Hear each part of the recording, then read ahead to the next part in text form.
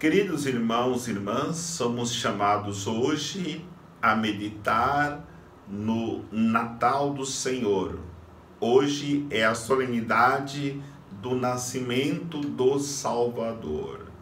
Mas encontramos entre a liturgia de ontem, da vigília, e a liturgia de hoje, dia do Natal, algo completamente diverso. Porque ontem nós celebrávamos a suprema fragilidade do menino Jesus, que nasce na pobre manjedoura de Belém. Hoje não. Hoje a liturgia traz a suprema grandeza desse Deus que vem ao encontro da humanidade.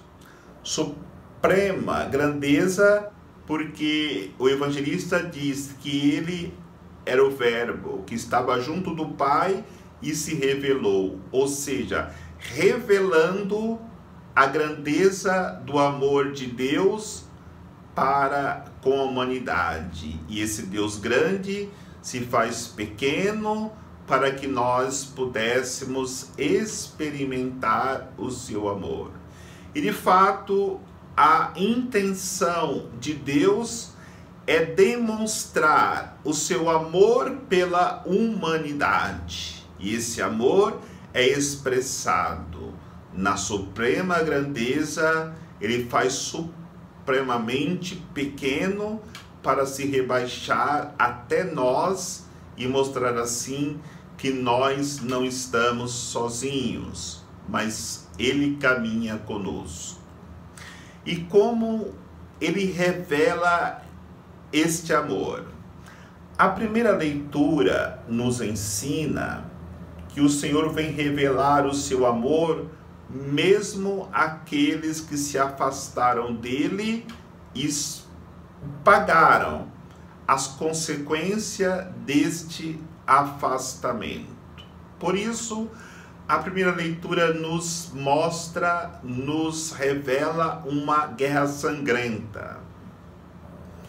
Porque o povo de Israel foi atacado pelos babilônicos.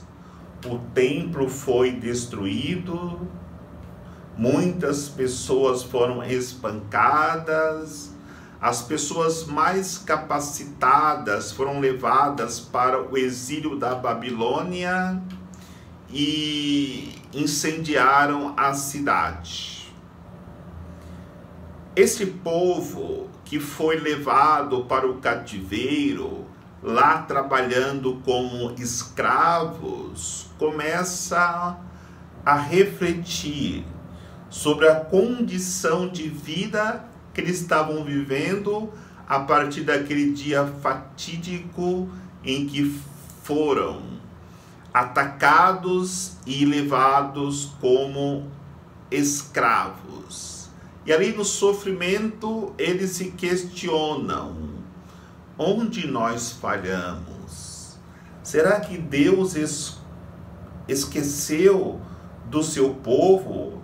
Será que foram os nossos pecados que fez com que Deus virasse as costas para nós? E aí é que entra o profeta. O profeta, ele vai fazer uma comparação em relação ao dia que chegará a libertação desse povo. Ele imagina no alto da montanha que cerca Jerusalém, o sentinela percebendo aquela população voltando novamente para a cidade. E eles voltam cheios de alegria, voltam cheios de esperança, eles caminham pelo caminho que conduz novamente à pátria e ali experimentariam a alegria de se voltarem para o seu Deus e o melhor, terem consciência que Deus não os abandonou. Então o profeta diz: como são belos os pés dos mensageiros que anunciam a paz. É a alegria do profeta que coloca esperança no coração do povo, de um mensageiro que vem transmitir essa mensagem de libertação, do reconquistar novamente a pátria perdida, de reconquistar novamente a benevolência de Deus e conquistar principalmente a liberdade. Então toda esta profecia do profeta Isaías diante do sofrimento do povo e a consequente libertação e retorno novamente para a cidade de Sião, cidade de Jerusalém, é realmente sucedido no momento que Jesus nasce. Hoje, o dia do Natal, sucedeu aquilo que havia sido profetizado muito tempo atrás. Mas só que com a chegada do Salvador, essa realidade mudou. Por quê? Porque vai dizer a segunda leitura, a carta aos Hebreus. Deus hoje nos fala diretamente através do seu Filho, Jesus Cristo. Porque Deus usou de muitas maneiras para falar com o seu povo.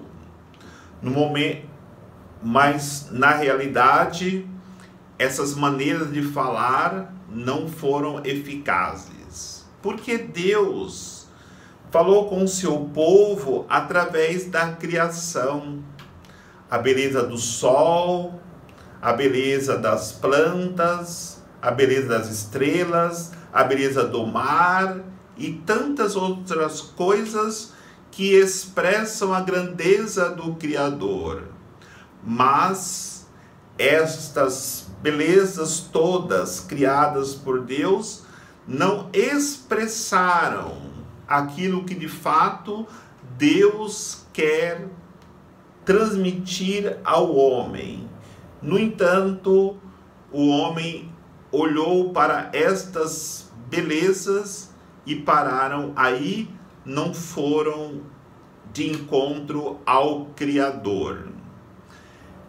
Fazendo uma comparação para nós entendermos entre a beleza da criação e a beleza do Criador, seria mais ou menos como uma esposa que faz um delicioso jantar ou almoço, faz um banquete, e quando o esposo chega para se banquetear, ele só percebe o sabor do alimento. Ele só percebe a delícia do alimento. Mas ele não expressa ter o coração grato por quem preparou aquele alimento. Porque o alimento foi preparado com amor. E a esposa ficaria frustrada se o esposo parasse somente no alimento material e não percebesse com que amor foi feito aquele alimento. Assim é o nosso relacionamento com Deus. Deus nos fala através da criação. A esposa fala para o marido do seu amor através de fazer coisas saborosas para ele. No entanto, o insensível, o materialista, não consegue perceber este amor, porque o seu coração está voltado somente para as coisas materiais e por isso não experimenta o amor que é colocado nas coisas. Então, por isso que esta maneira de Deus falar com a humanidade não foi como Deus desejaria que fosse, porque não era e não foi tão eficiente. Mas Deus também falou com através dos profetas. Deus falou conosco através daqueles que tinham a missão de anunciar a sua palavra, de anunciar a sua salvação. Mas também essa maneira de Deus falar não foi tão eficaz como Deus queria que fosse, porque muitas vezes as pessoas fechavam o coração, muitas vezes tinham falsos profetas que anunciavam aquilo que Deus não pediu que anunciasse, mas a carta aos Hebreus diz hoje para nós: na plenitude dos tempos, Deus enviou o seu Filho, nascido de uma mulher, e ele falará diretamente conosco. A grande alegria do Natal é exatamente isso. Deus falará diretamente conosco, porque ele nasceu não só na manjedoura de Belém, mas nasceu na manjedoura do coração de cada ser humano, de cada cristão, que no tempo do advento preparou com muito carinho o seu coração para que Jesus nascesse nele. E assim vivesse falando conosco todos os dias, no mais íntimo do nosso coração.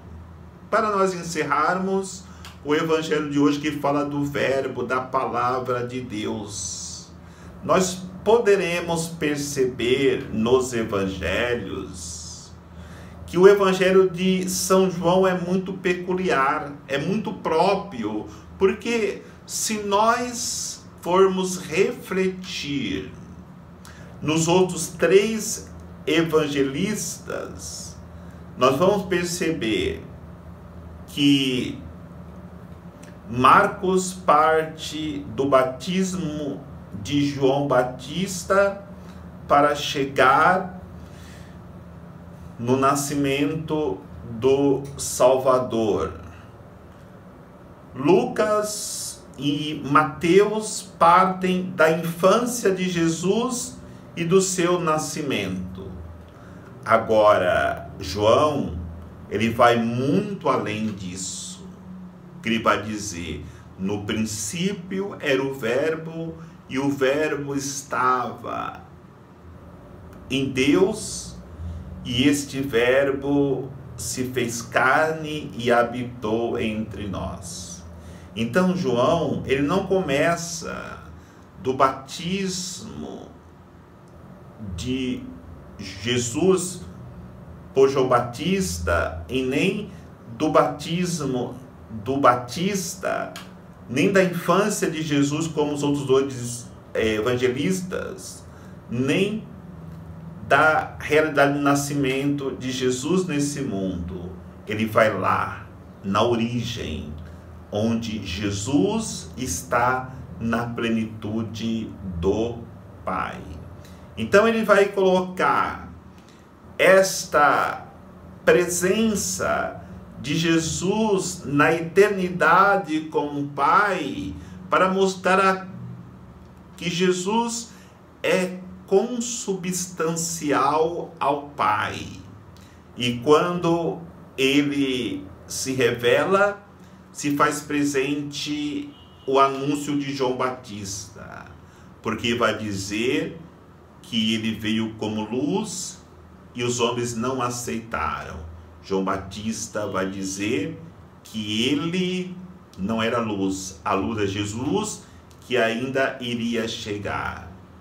João Batista pregava um batismo de conversão, para que os homens saíssem das trevas.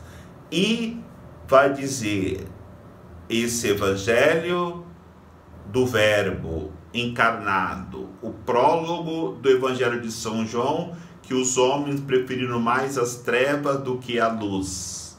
E ainda João Batista, no seu anúncio, ele preparava o coração das pessoas para serem batizados em Cristo. Então, as pessoas com seus corações preparados, quando são batizados em Cristo, se tornam verdadeiramente filhos de Deus. Porque o versículo 12 deste evangelho vai dizer que todos aqueles que creram receberam a graça da filiação divina. Com o nascimento de Cristo, nós recebemos a filiação divina e, consequentemente, a alegria de nos unirmos ao Salvador.